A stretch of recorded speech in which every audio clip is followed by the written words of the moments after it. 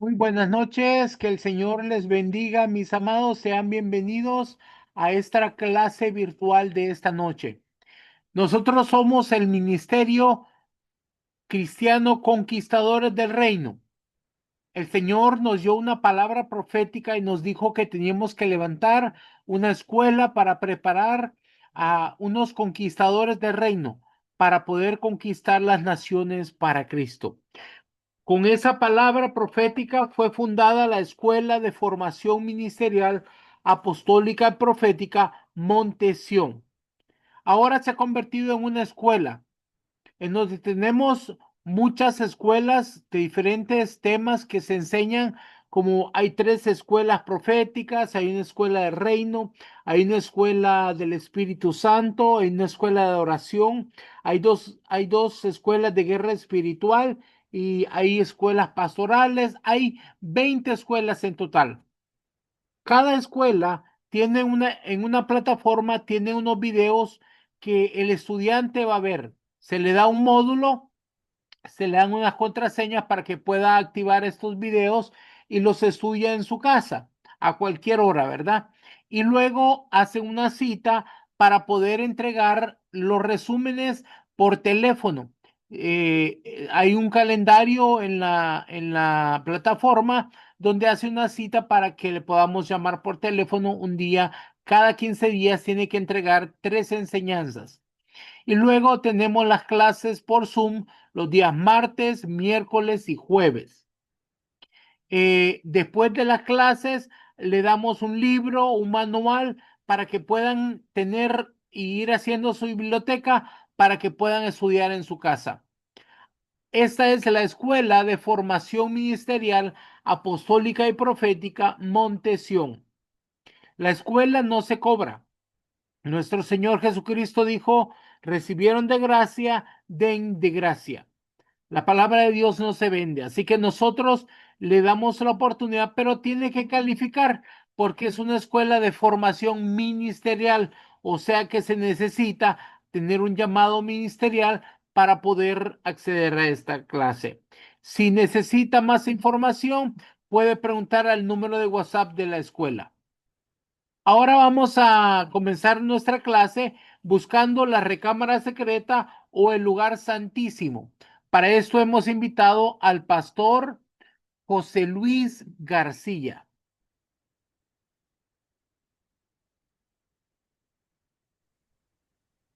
Buenas noches, mis amados, que el Señor les bendiga. Esta noche vamos a estar hablando acerca de buscar la recámara secreta o el lugar santísimo. Y para poder hablar de este tema, nosotros vamos a hablar acerca del tabernáculo de Moisés. Nosotros sabemos que todo lo que se vio en el antiguo pacto es sombra y figura de lo que va a venir. O sea que todo lo que vemos nosotros cuando se describe el tabernáculo de Moisés, como era la estructura de este, cada una de las cosas que vemos ahí tiene un significado para nosotros hoy en día. Y que de eso es de lo que se va a tratar esta enseñanza, como los tres lugares que había en el tabernáculo, los atrios, el lugar santo y el lugar santísimo, significan diferentes cosas para nosotros en este día. Entonces, vamos a comenzar con un texto que está en Éxodo, capítulo 20, versículos 24 y 25.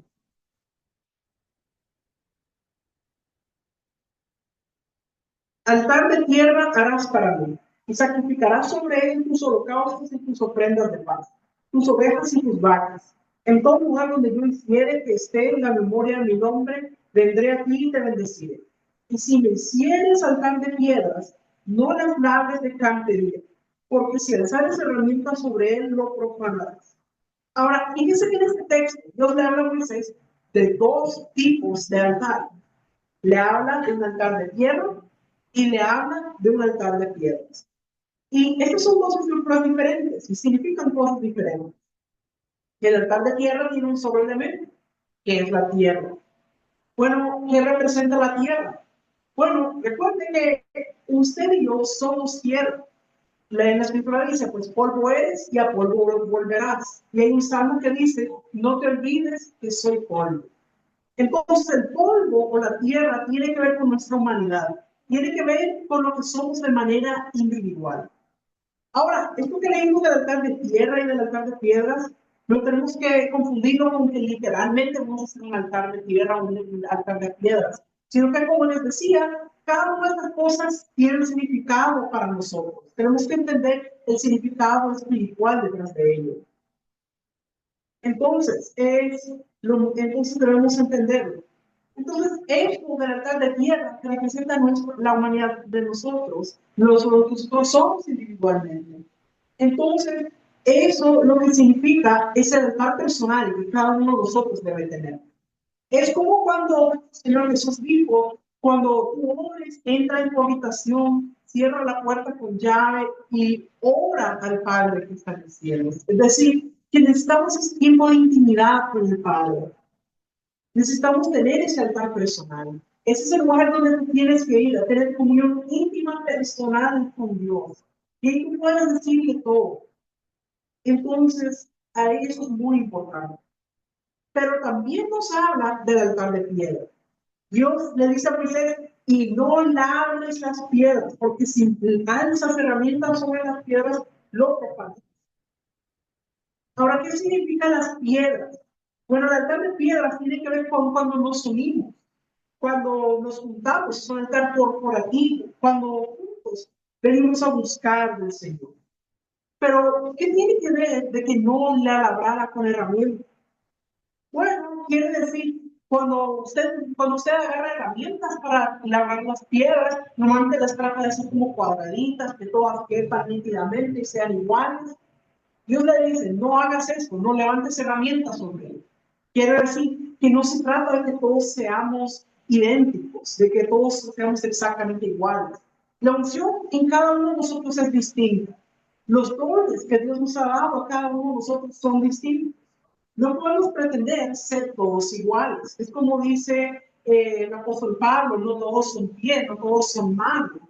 Es decir, cada uno es diferente y no podemos pretender ser todos iguales.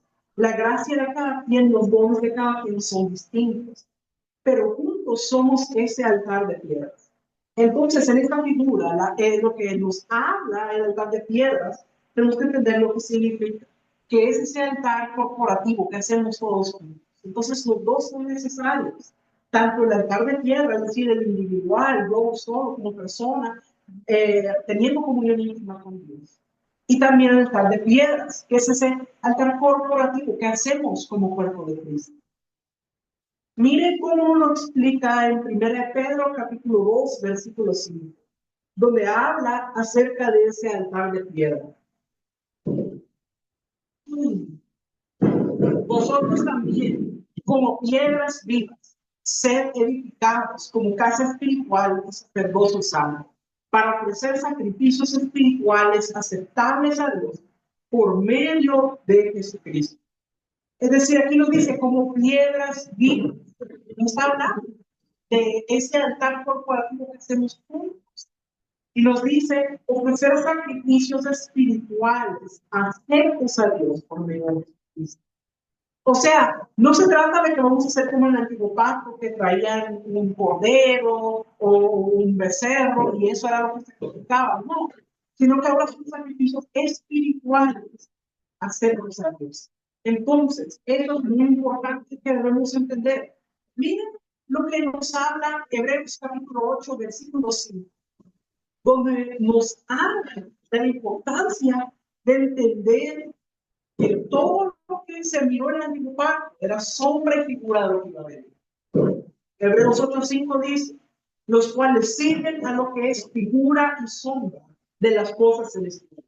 Como se le advirtió a Moisés cuando iba a elegir el tabernáculo, diciendo, mira, haz todas las cosas conforme al modelo que se te ha mostrado en el mundo. Miren cómo lo expresa, dice, que es figura y sombra de las cosas celestiales. Decir que cada una de las instrucciones que Dios dio a Moisés para levantar el tabernáculo es porque cada una de las cosas que hay en el tabernáculo son sombra y figura de algo para nosotros. Entonces tenemos que entender qué es lo que eso significa, qué es el contenido espiritual que Dios nos está queriendo comunicar a través de eso. O sea que cuando Moisés subió al monte Sinaí, en el espíritu es como que él entró en otra dimensión. Y en esa dimensión espiritual vio un modelo, vio la verdad espiritual. Luego vino a manifestarse en el tabernáculo.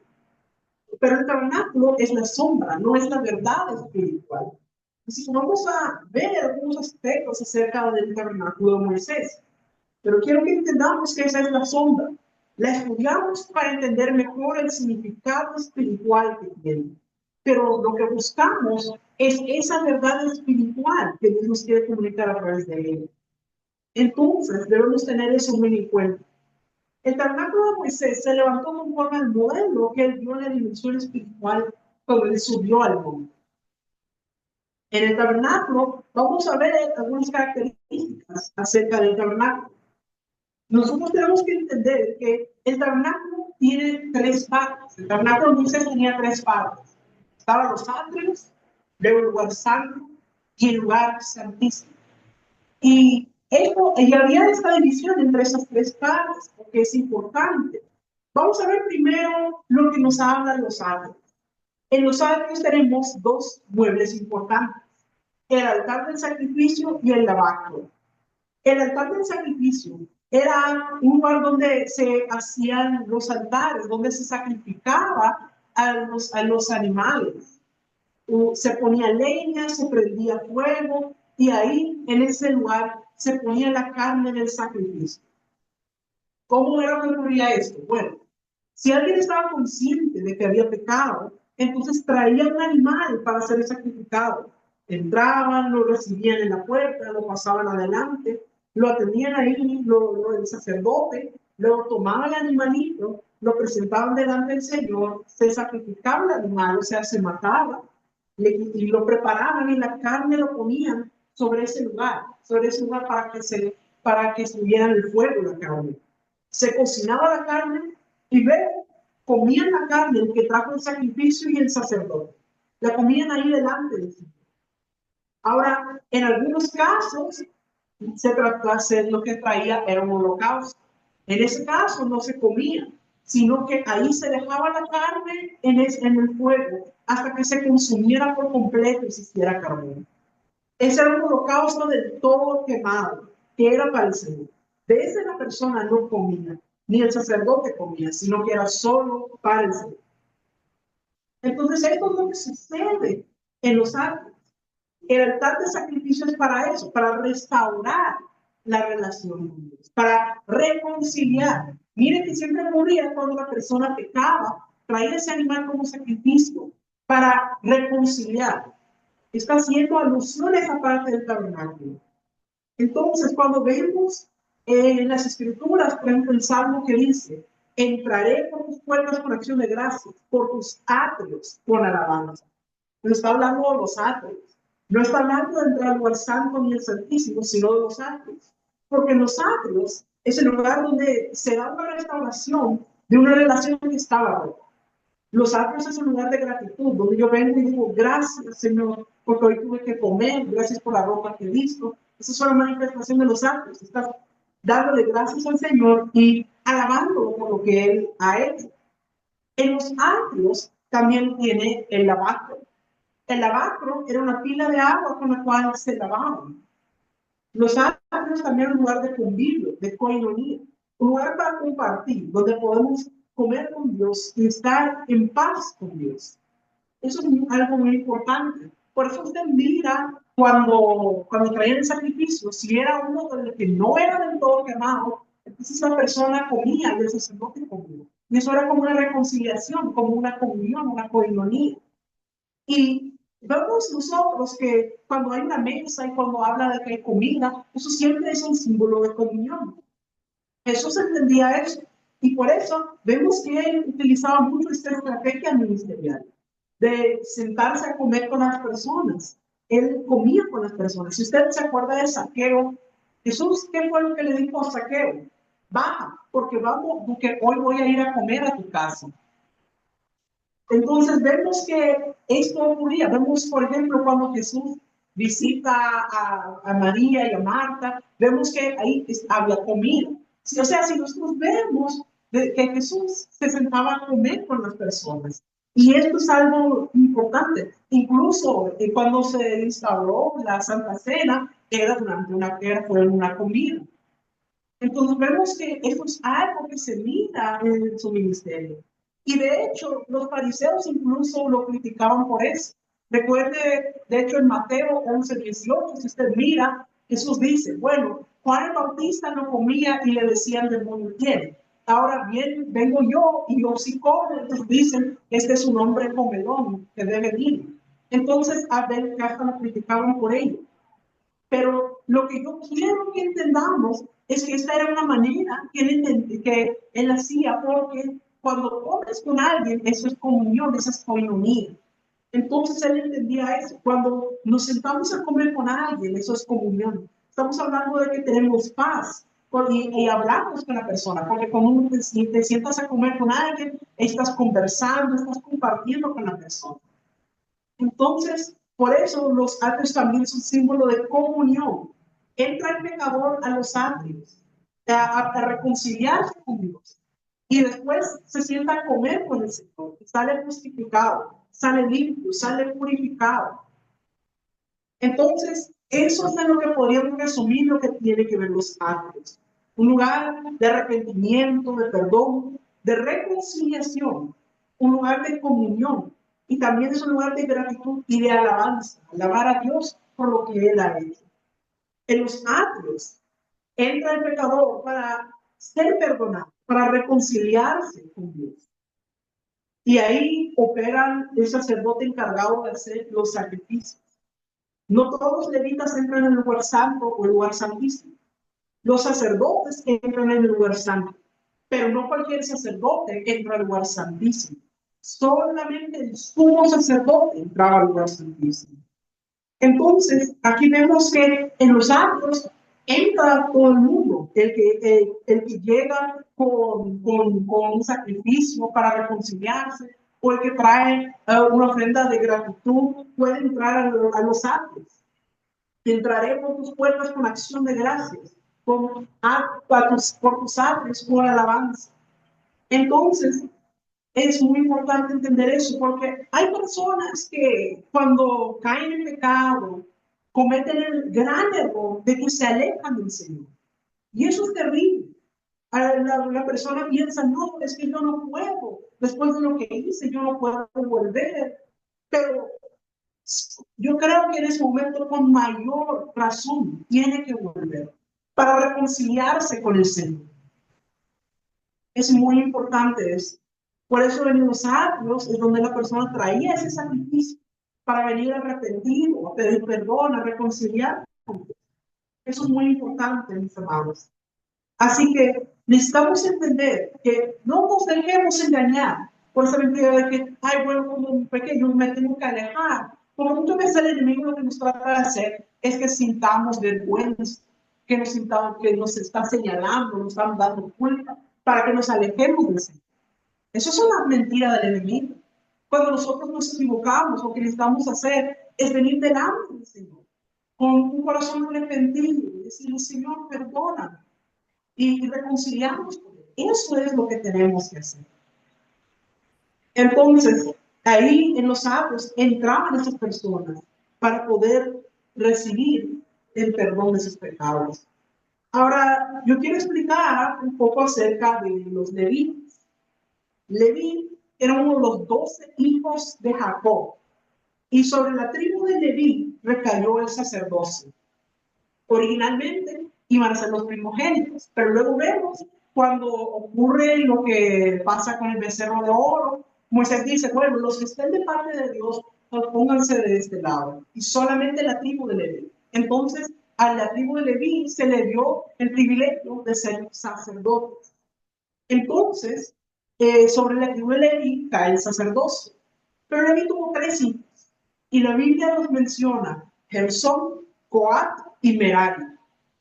Ahora, estos 3, cada uno tenía una responsabilidad diferente.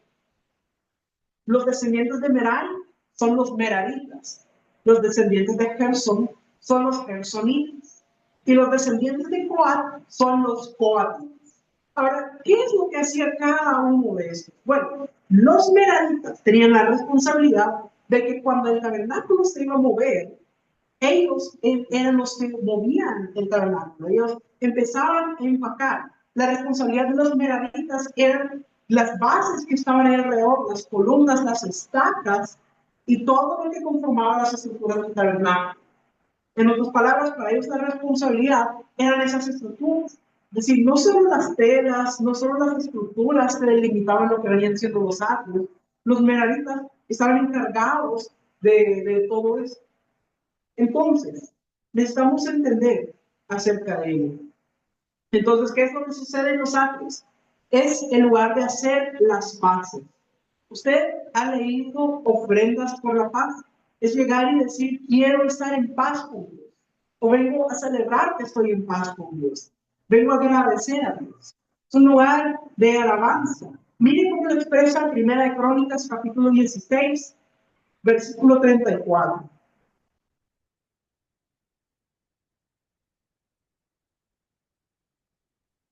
Entonces, aclamad a Jehová porque Él es bueno, porque su misericordia es eterna. Entonces, miren la manera como lo expresa. Dice, aclamad a Jehová porque Él es bueno, porque su misericordia es eterna. Dios es bueno y misericordioso. Y por eso Él merece que lo alabemos. Él merece que le demos las gracias todos los días. La gratitud es el lenguaje de los ángeles. Entonces, vamos a centrarnos en lo que es la alabanza. La alabanza es cuando nosotros exaltamos a Dios por lo que Él ha hecho. Hay diferentes maneras de alabarse. Está bien que usted tenga su persona favorita, siempre y cuando no perdamos de vista que el Señor es Dios y Él es digno de que lo alabemos siempre como Él quiera. A veces se nos pide que alcemos nuestra voz en algo, que lo exaltemos, que le hagamos fiesta. Entonces, es necesario entender, hay veces que lo que Él quiere es que traigas una ofrenda para Él. Otras veces lo que quiere es que le cantes. Otras veces que le des gracias y hablarle con palabras de gratitud. Hay diferentes maneras de alabarse. Vamos a ver ahora lo que dice Apocalipsis, capítulo 15, versículo 4. ¿Quién no te temerá, oh Señor, y glorificará tu nombre? Pues solo tú eres santo, por lo cual todas las naciones vendrán y te adorarán, porque tus juicios se han manifestado. ¿Por qué adorarán las naciones a Dios? Porque solo Él es santo. Amados míos, necesitamos entender que nosotros tenemos que adorarle a Él siempre. No es de que, solo cuando yo tenga ganas, solo cuando yo sienta. No, Él es santo siempre. Por lo tanto, Él siempre es digno de ser adorado. Entonces, si me siento bien, tengo que adorarle. Si tal vez me siento mal, también voy a adorarle. En cualquier condición, tengo que adorarle a Él. Porque Él es digno de toda adoración. Entonces, qué importante es que nosotros lo entendamos. Vamos a ver, ya hablamos acerca de los atrios. Ahora vamos a ver acerca del lugar santo.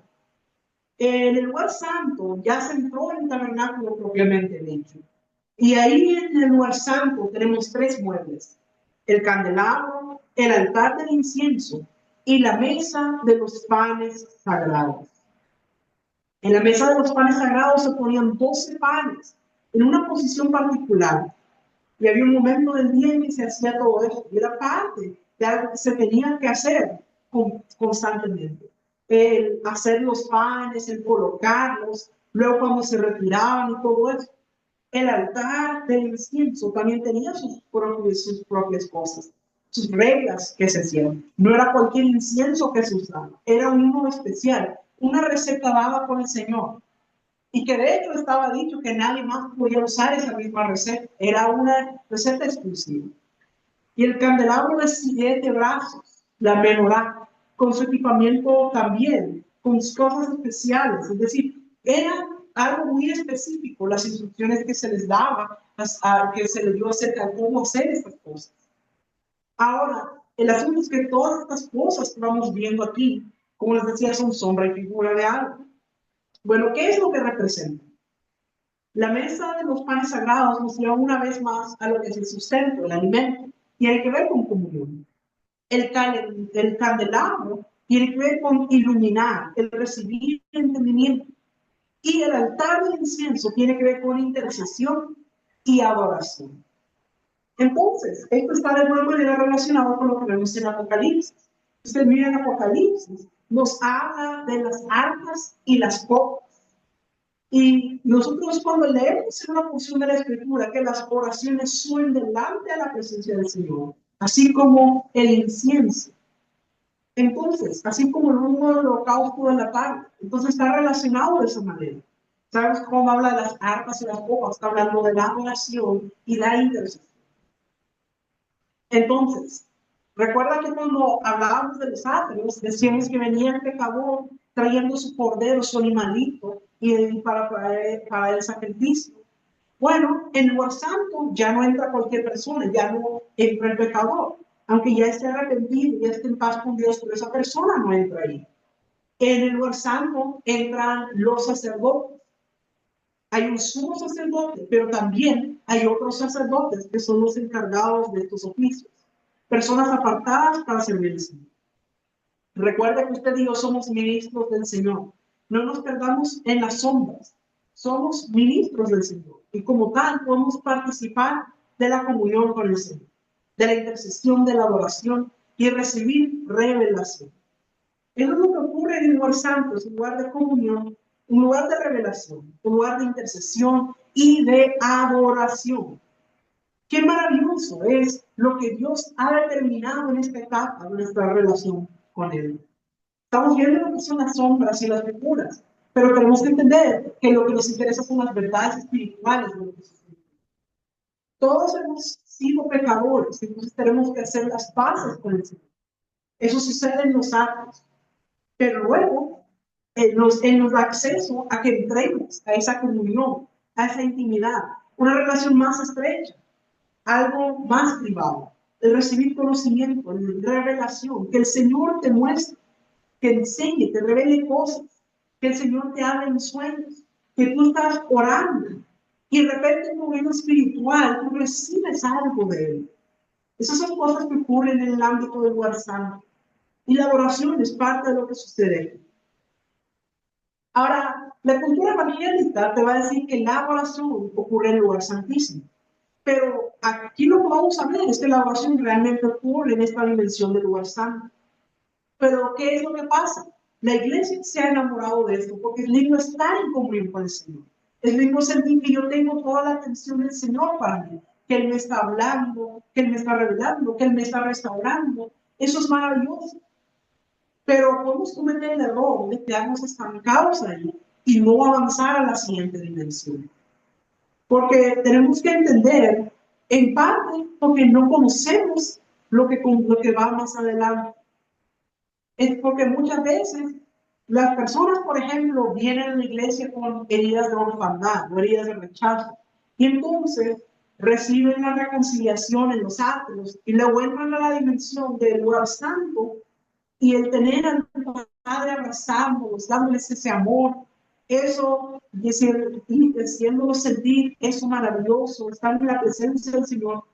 Entonces, ¿qué es lo que pasa? La persona puede llegar a querer quedarse en ese lugar, quedarse en ese lugar santo, porque aquí me siento bien, aquí me siento tan rico, que me siento la presencia, aquí es tan maravilloso. Y se puede querer quedar ahí y no avanzar a la siguiente dimensión. Por eso usted mira que hay personas que pasan años y se quedan hasta cierto nivel y no avanzan de ahí. Porque se quedan 10 años, 15 años, 20 años y siguen como que todavía no han sanado eso. Siguen diciendo, ay, porque lo que me pasó, que mi padre me abandonó, que esto, y no avanzan, no sanan de eso. Pues mi amado, mi amada, puede ser que sí, que tu papá te abandonó y eso es duro, pero hay un Dios que es santo y que Él es digno de suprema adoración. Él puede sanar esas heridas y hacerte ir a otra dimensión. Él también quiere que nosotros podamos entrar más allá de lo que es el lugar santo. Así que es maravilloso lo que hay en el lugar santo. pero tenemos que entender que hay otra dimensión todavía donde entrar. Porque, porque lo que vemos en el tabernáculo de Moisés es que había un velo que separaba el lugar santo del lugar santísimo. Ahora, en el lugar santísimo era algo tremendo, porque mira, el lugar santo, ahí están los panes. En el lugar santísimo no vemos que hay panes. En el lugar santo hay un candelabro, está iluminado, pero en el lugar santísimo ahí no hay un candelabro. Entonces, tenemos que entender lo que significa el avanzar a la siguiente dimensión, lo que significa avanzar al lugar santísimo. Tenemos que entender. Entonces, tenemos que entender lo que significa avanzar a esa dimensión del lugar santísimo y no quedarnos atrasados. Entonces, hablamos nuevamente acerca de lo que hacían cada uno de los hijos de los levitas. Es decir, de Leví tenía 3 hijos, Merari, Gersón y Coat. Vimos que los meraritas eran los encargados de las columnas, de todo eso que sostenía el tabernáculo, las estacas, de todo lo que sostiene la estructura del tabernáculo. Esos son los meraritas. Luego los gersonitas estaban encargados de las telas que cerraban todo eso y que cerraban el tabernáculo. Y luego los coatitas eran los encargados del mobiliario. Entonces vemos que entre los 3, cada uno tenía una parte diferente. Los meraritas les toca las estacas, los pilares, lo que es la estructura del tabernáculo. Luego los gersonitas se encargan de las telas que cubren el tabernáculo. Y luego los coatitas se encargaban de los muebles.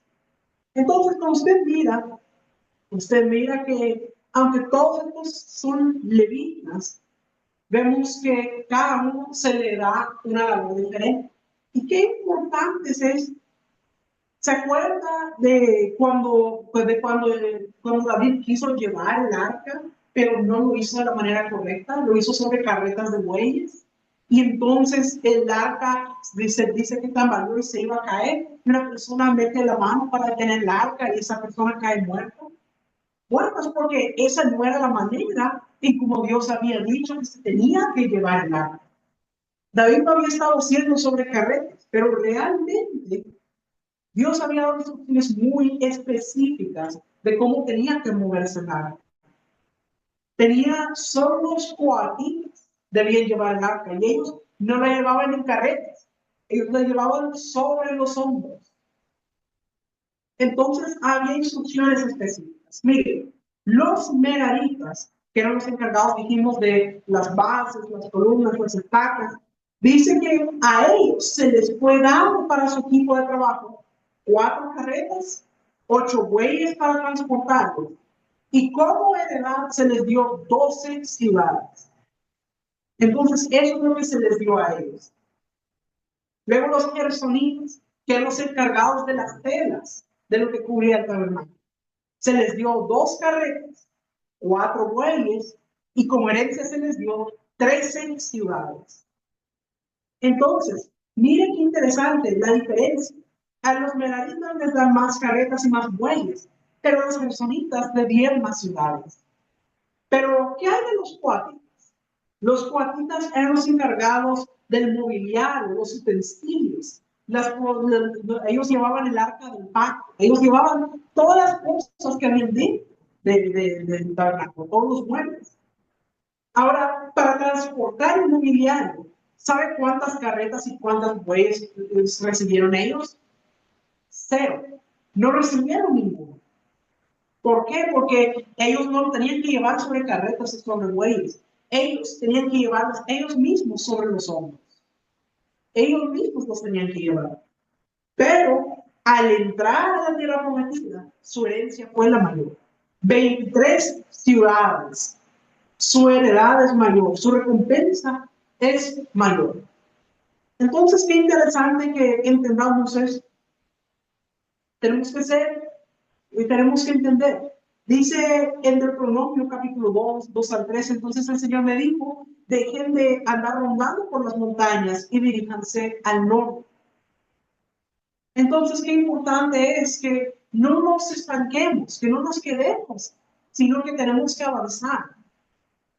Entonces, qué importante es. Tenemos que ser gente que alaba, que adora, pero también gente que profetiza.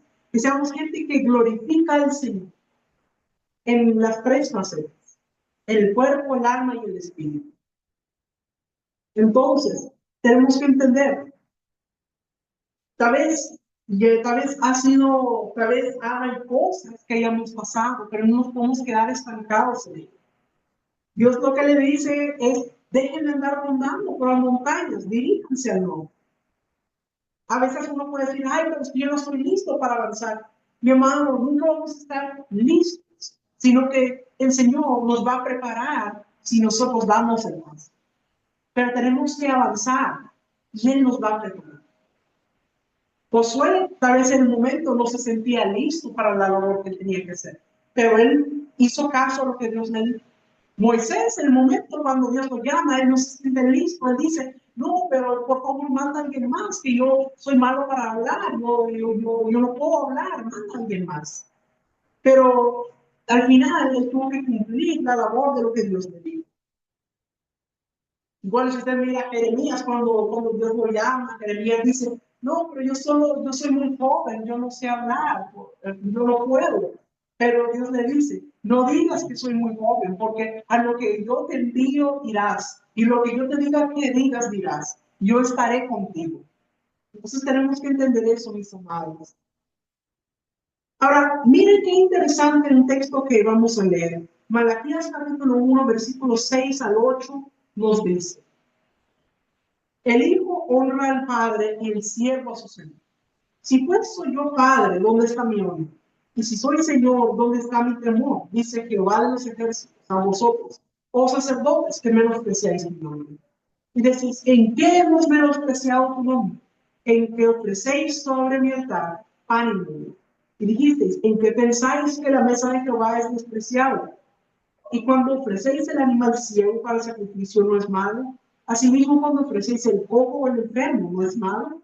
Preséntalo pues a tu príncipe. ¿Acaso se agradará de ti o le serás acepto? Dice Jehová de los ejércitos. Y aquí habla de la calidad del sacrificio, de dar lo mejor. Porque dice que estas personas estaban ofreciendo un sacrificio que no era lo mejor. Dice que ofrecían el cojo, el enfermo, el ciego. Dice, ¿acaso es esto aceptable? Mire, necesitamos entender que hoy en día nosotros tenemos que entender que nosotros somos la ofrenda para el Señor. Y tenemos que entender que nosotros tenemos que dar lo mejor para el Señor.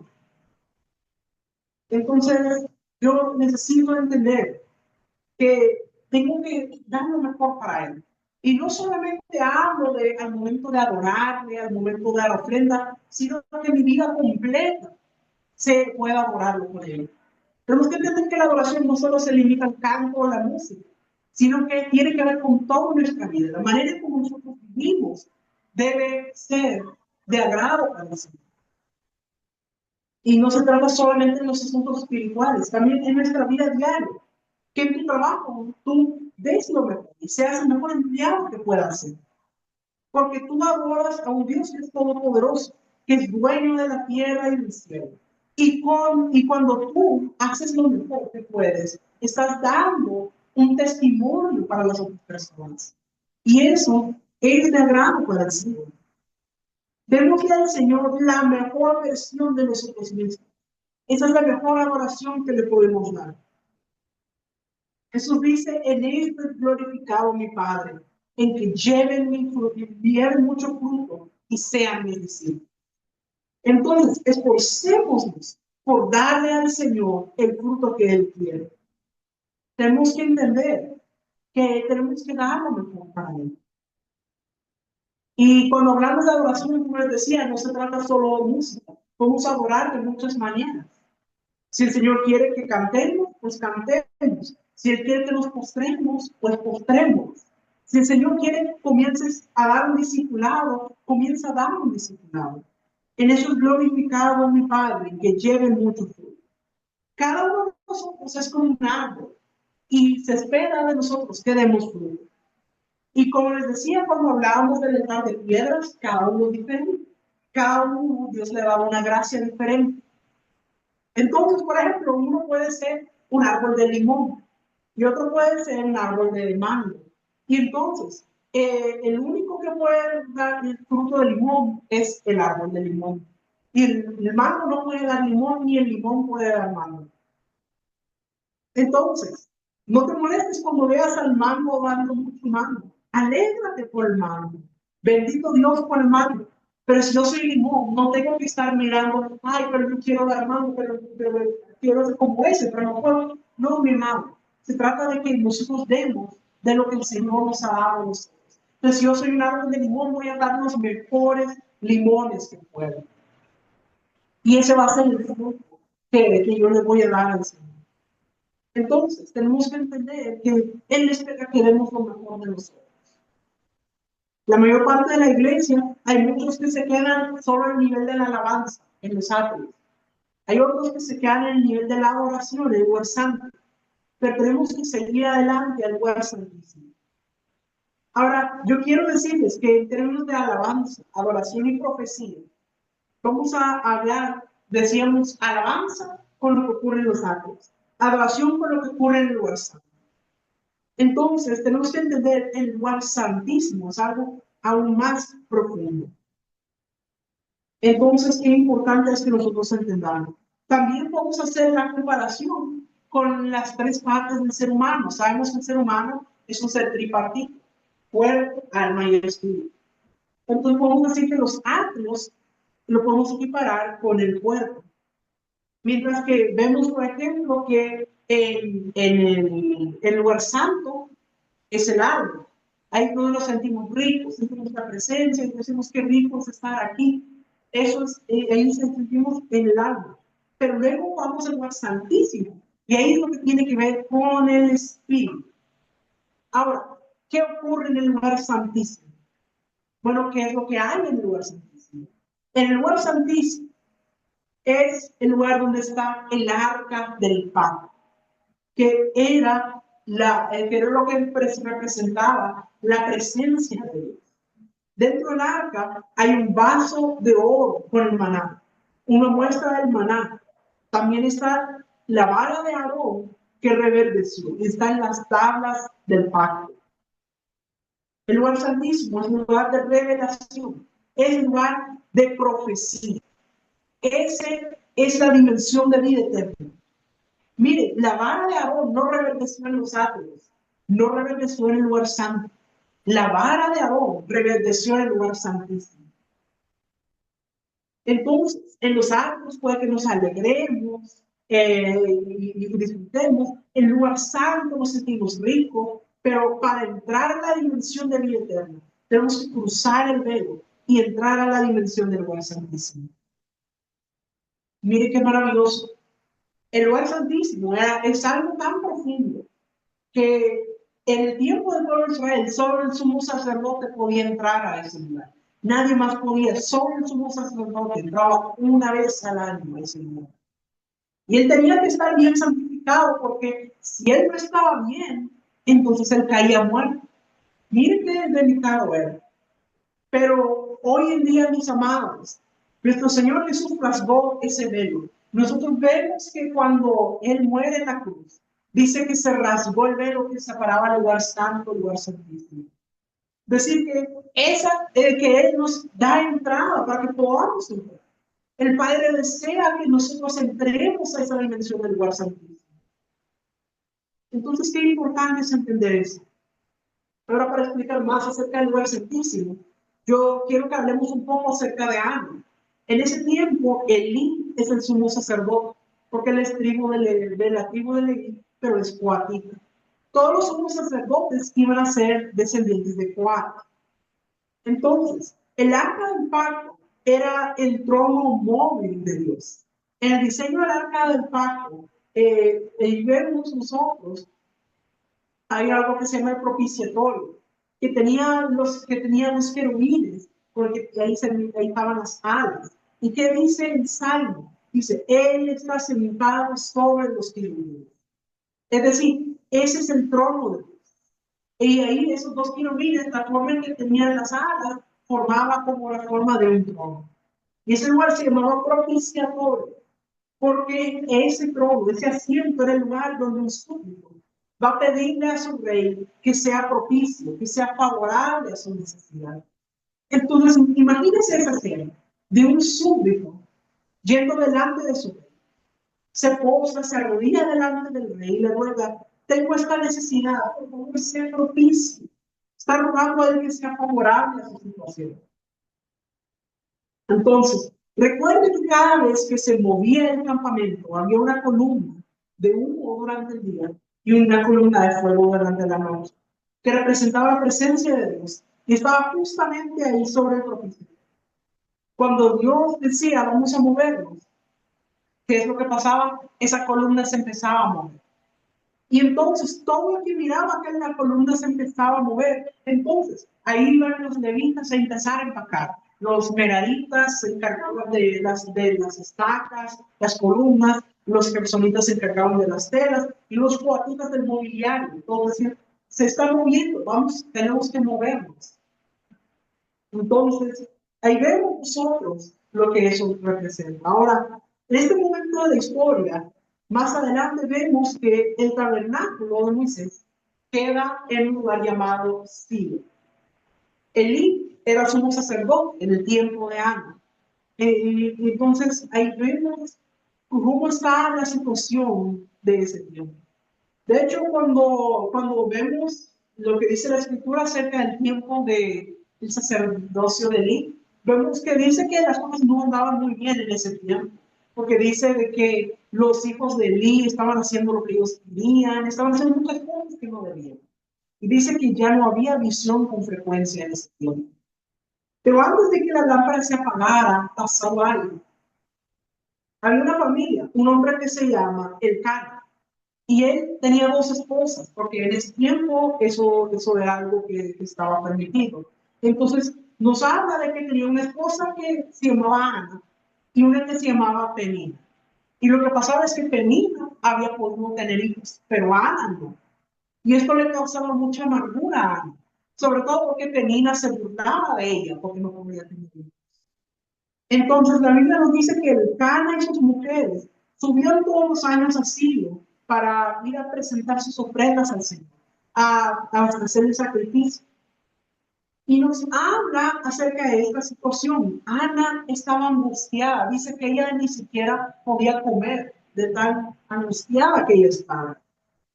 Porque ella estaba angustiada porque no le podía dar hijos a su esposo. Y la otra mujer se burlaba de ella.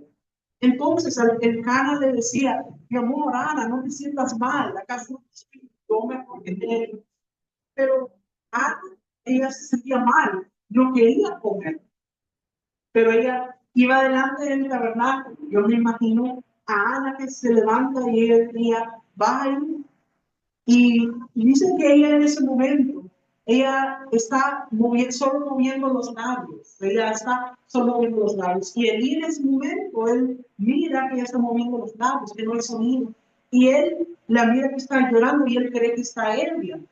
Pero, y ella le dice, no, yo no estoy ebrio. Y entonces ella como que en el espíritu llega a la dimensión del lugar santo. Es como si hubiera visto que había algo más allá, como si en el espíritu hubiera cruzado incluso más adentro a lo que era el Santísimo. ¿Y qué es lo que eso significa? Se da cuenta de que ahí lo que hay es el arca del pacto de Dios, el trono de Dios vivo. Pero algo muy interesante, hablábamos de que el Senado propiciatorio porque era donde venía como un súbdito pidiéndole a un rey que sea propicio. Pero ¿qué es la clave? La clave es cuando nosotros entramos ahí, no se trata ya de lo que nosotros queremos, se trata de lo que Él quiere. Entonces, ahí ya no es un asunto de las necesidades del cuerpo, las necesidades del alma, sino ya es algo en el espíritu. Ahí llego no solo a pedir, ya no llego a pedir favores para mí, sino que yo ahí me encuentro con la gloria de Dios, me doy cuenta de su grandeza y de mi pequeñez.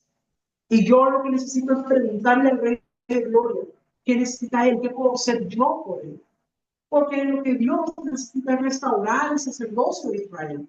Porque el sacerdocio que había en ese tiempo no estaban marchando bien las cosas. Elí dice que ya no tenía visión con frecuencia, dice que los hijos de Elí estaban haciendo desastres en el tabernáculo, y esto lo que causa es que había una situación terrible en el sacerdocio en ese tiempo. Entonces, hay un problema. Dice que la lámpara estaba por apagarse, pero ¿cuál es la solución a ese problema? Bueno, Ana llega y le pide al Señor poder tener un hijo. Y le dice que si me das la confianza de tener un hijo, yo te lo voy a entregar a ti para que te sirva. O sea, por un lado, vamos a ver que Ana se ha extendido. Ya no está preocupada por su deseo de ser mamá, sino que ya no se preocupa tanto porque Penina no se ocupa de él, sino que se convierte en, si tú me das un hijo, yo te lo voy a entregar para que te sirva todos los días de su vida. Lo tremendo es que eso sucede en el espíritu, porque ella físicamente no puede entrar al lugar santísimo, ese lugar solo el sumo sacerdote. Pero ella en el espíritu pudo llegar a esa dimensión y llegar a ese punto. Y él, aunque no estaba haciendo bien las cosas, él todavía tenía la autoridad del sumo sacerdote y estaba con sobre él. Y dice, está bien, ve y que el Señor sea favorable, es decir, sea propicio. O sea, él es el sumo sacerdote, él era el único que entraba al lugar santísimo, era el único que tenía acceso al propiciatorio. O sea que él es como un vocero de Dios. Entonces le declara que Dios te sea propicio. Y en ese momento Ana se levanta y se sienta a comer, va de regreso a su ciudad. Y luego nace Samuel.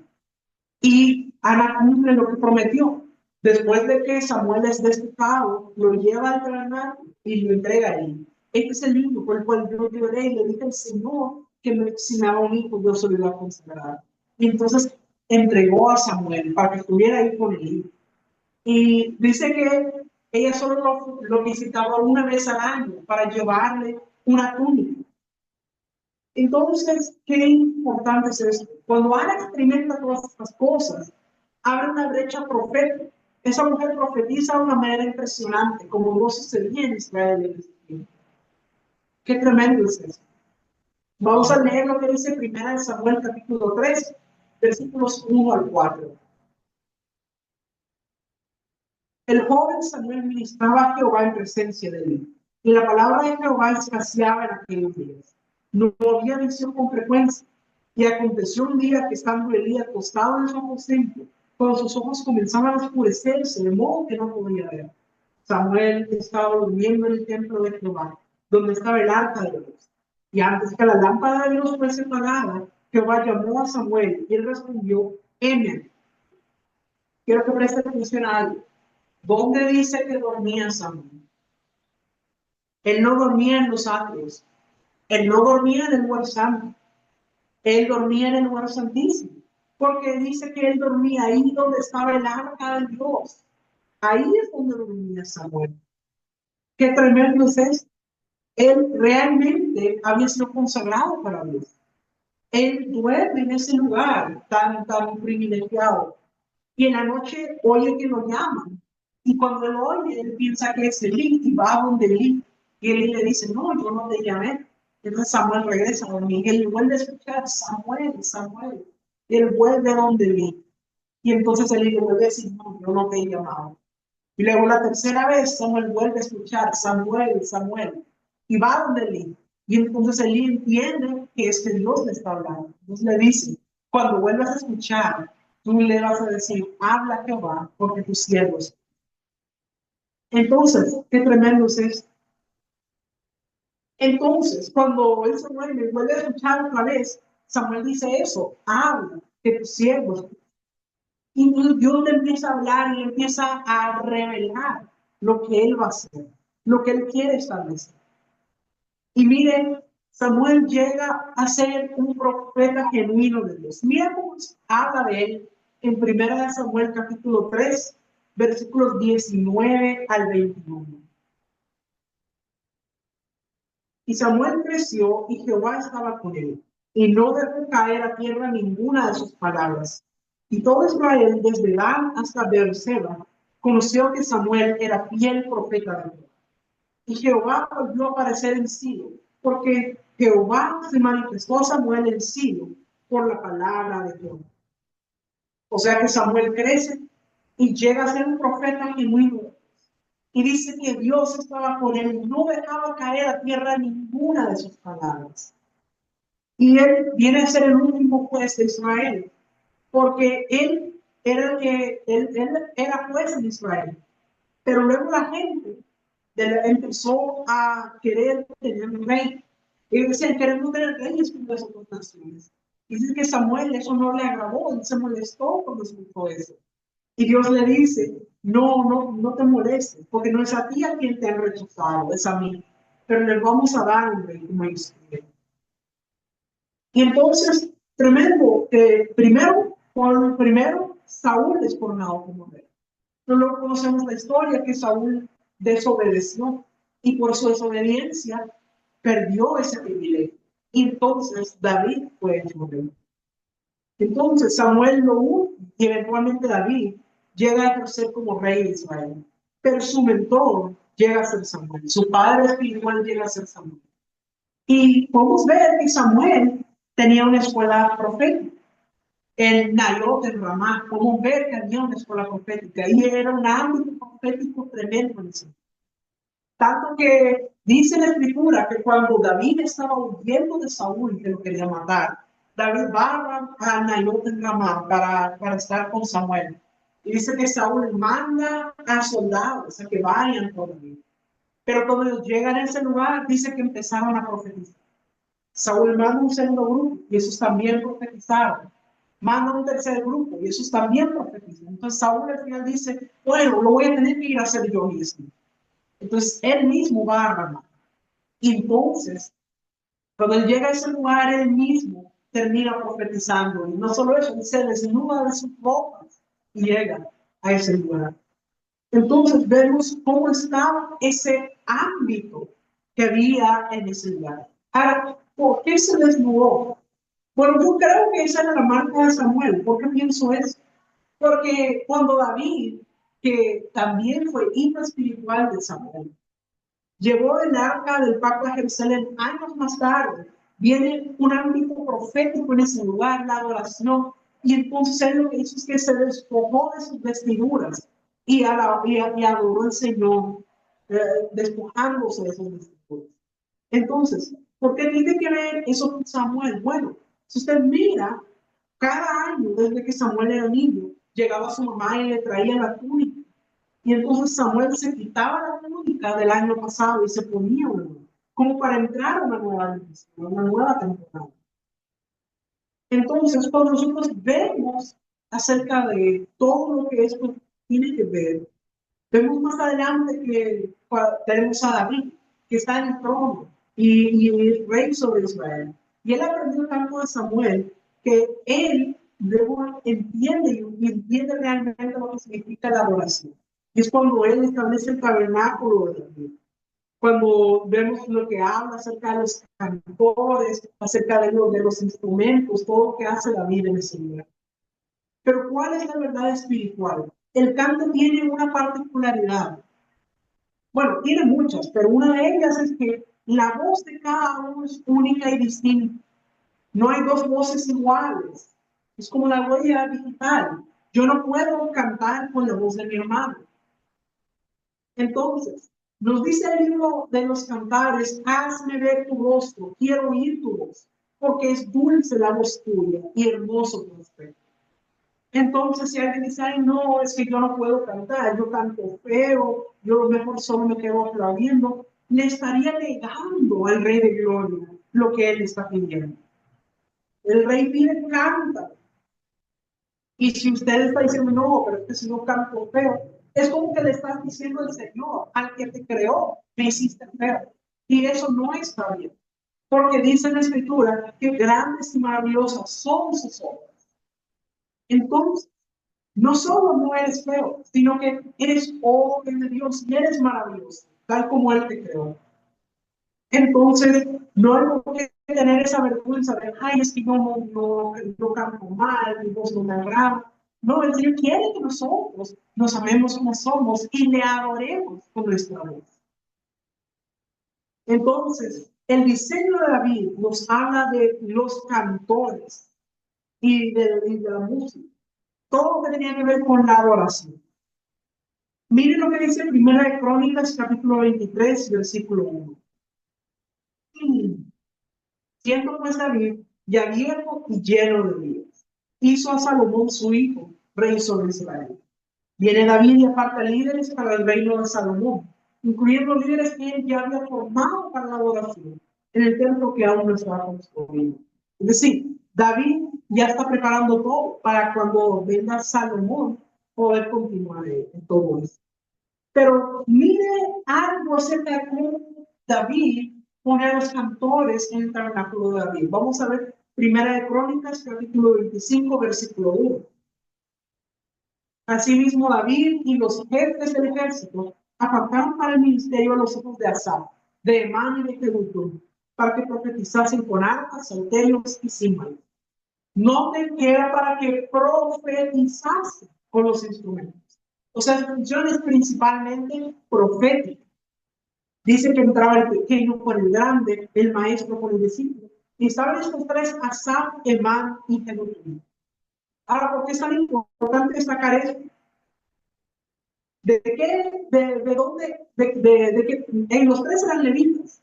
Pero si te das cuenta, Jedutum era de los meraritas. Asaf era de los gersonitas. Y Emán era de los coatitas. Entonces, qué importante era eso. Y si usted mira más adelante, habla de que Jedutum profetizaba con el arpa para alabar a Jehová. Era merarita, por lo que representa a los atrios, la alabanza. Luego vemos más adelante que habla de Asaf, que era Gersonita, el ámbito del lugar santo. La Biblia dice que él profetizaba bajo las órdenes de Dios. Hay ministros del lugar santo, ministran también con canciones del lugar santo. No significa que no puedan cantar alabanzas de los ángeles, significa que su fuerza está en eso, en lo que es la adoración. Luego Emán, que ahí lo llaman el cantor, vidente del rey en las cosas de Dios para exaltar su poder. Entonces, es el ámbito del lugar santísimo, la profecía. Qué tremendo es esto. Entonces, cada uno de nosotros tiene una voz, y cuando cantamos, lo que hacemos es una melodía, el ámbito de la profecía. Mire cómo lo explica primero a los Corintios, capítulo 14, versículos 23 al 25. Si pues toda la iglesia se reúne en un solo lugar y todos hablan en lenguas y entran locos o incrédulos, no dirán que estáis locos, pero si todos profetizan y entran un incrédulo o indocto, por todos es convencido, por todos es juzgado. Lo oculto en su corazón se hace manifiesto y así postrándose sobre el rostro adorará a Dios, declarando que verdaderamente Dios está entre nosotros. Fíjese, cuando usted lee eso, usted dice que entren incrédulos, indoctos y están todos profetizando. Usted está viendo la escena del Nayot del Rama. Donde está Samuel, donde está David, en ese ámbito profético. Y entran los que mandó Saúl, estos soldados que son expuestos a ese ámbito profético. Y aunque ellos no eran profetas, ellos empiezan a profetizar. Y que hasta entra Saúl y él termina profetizando. Eso nos envuelve y nos convierte en un instante en adoradores de Dios. Eso es aquello para lo cual tenemos el potencial. Pero ese potencial de lograr es donde profeticemos, donde el que toca instrumentos no se mira a sí mismo como un músico, sino como un vaso profético de Dios, para profetizar en el nombre del Señor. Donde los que danzan no se miran a sí mismos como parte de un show. No se trata de dar un show, se trata de algo más profundo. Pero lo más importante que tenemos que entender, mis amados, no nos conformemos con eso, no nos conformemos con el lugar santo, pero sigamos a la dimensión del lugar santísimo, donde ya no es un asunto de satisfacer mis propias necesidades, ya no es Señor, sáname porque estoy enfermo, no es Señor, dame de comer porque tengo hambre, ya no es satisfacer las necesidades del alma tampoco, Dígale, Señor, sana mi corazón que está herido. O Señor, ayúdame porque estoy triste. No, es una dimensión más profunda que eso, donde más bien nosotros le preguntamos al Señor qué es lo que Él quiere de nosotros. ¿Qué es lo que quieres que yo haga? Pide lo que quieres que yo haga. Haga Jehová que tu siervo escuche. Así que yo quiero que nosotros entendamos lo importante que es que entremos hasta lo más profundo. Y no quiero decir con esto de que lo que hay en las otras dimensiones no sea bueno. También es bueno y es necesario. Pero no nos podemos quedar solo en ellas. Tenemos que llegar a esa dimensión del lugar santísimo, donde entramos a esa dimensión más profunda. Así que, Padre amado, en esta noche queremos decir que no nos conformamos con los ángeles, no nos conformamos con el lugar santo. Queremos poder proseguir a la dimensión del lugar santísimo. Espíritu Santo, arranca a todos nosotros que el Padre no haya plantado. Te pedimos, Señor, que sanes las heridas de nuestros corazones, que sanes las llagas, todo, que sanes lo más profundo, para que podamos estar listos para entrar al lugar santísimo. Porque nosotros queremos, Señor, proseguir, queremos ir más a la profundidad, entrar a una dimensión más profunda. Estamos dispuestos a dejar la comodidad, a dejar el lugar donde somos nosotros el centro. Queremos pedirte, Señor, que nos permitas ir más allá. Quítanos, Señor, todo lo que nos estorbe. Ayúdanos, queremos llevarnos, que nuestra vida entera sea una ofrenda de adoración para ti. Para que tu nombre sea glorificado en nosotros. Gracias, Señor. Te lo pedimos en el nombre poderoso. Amén y amén.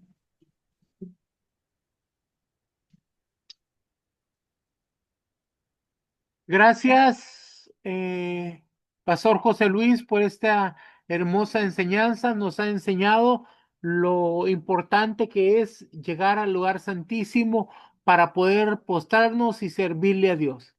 Ahora tenemos un regalo para ustedes. Vamos a regalarles este manual que tiene que ver buscando la recámara secreta, el lugar santísimo, esta enseñanza para que la puedan repasar otra vez en su casa. Y para que puedas tener este manual, tienes que tomarle una foto a esta imagen y enviarla por WhatsApp 393-363 y la van a enviar al número de WhatsApp que está en letras verdes, esos números verdes, más 505-8691-4973. Envías ahí la imagen, pero tienes que enviarla ahora en cuanto termine la clase para que nosotros te podamos enviar este manual.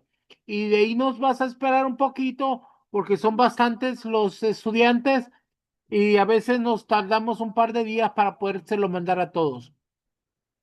Qué bueno que pudimos disfrutar de esta enseñanza y aprender lo que significaba el tabernáculo, los atrios, el lugar santo y el lugar santísimo. Y lo podemos poner por obra, porque ahora aprendimos la verdad de lo que significa para nosotros esto que el Señor nos da.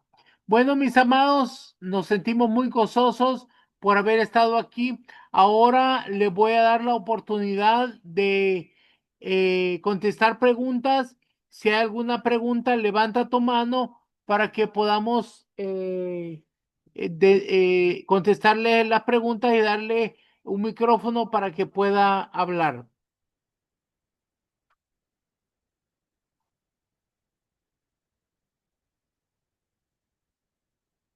A ver, Carolina Rodríguez, puedes activar tu micrófono.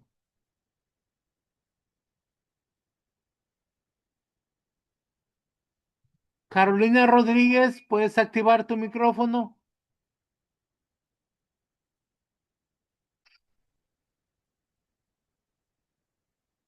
Parece que hubo un problema técnico ahí. Bueno, si no hay preguntas, pues nos despedimos y vamos a tener clase en unas 2 semanas. Yo los bendigo y los Cubro con la sangre preciosa del Cordero, en el nombre poderoso de Jesús.